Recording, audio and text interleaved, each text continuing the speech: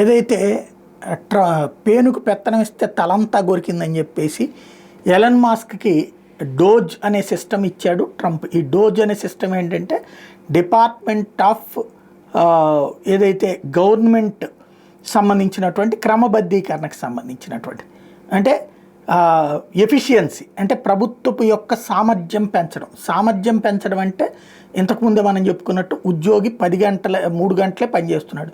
అయ్యా నీకు ఇచ్చిన జీతం 5 గంటలదయ్యా 5 గంటలు చేయి, నీకు ఇస్తున్న జీతం 8 గంటలయ్యా 8 గంటలు చేయి.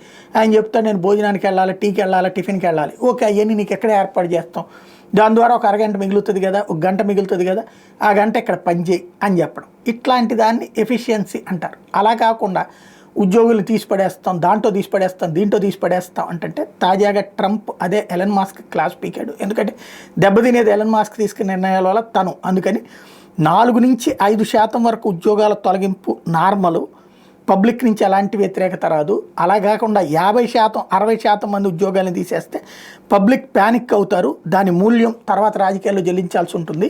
మీరు మంచి దేశభక్తులు నో డౌట్, కానీ నిర్ణయాలు తీసుకునేటప్పుడు ఆ విధమైనటువంటి దేశంతో పాటుగా ఉద్యోగులు కూడా మన దేశీయులే, వాళ్ళు కూడా దేశభక్తులే అన్నటువంటి ఆలోచన గుర్తించండి అని చెప్పుకొచ్చాడు.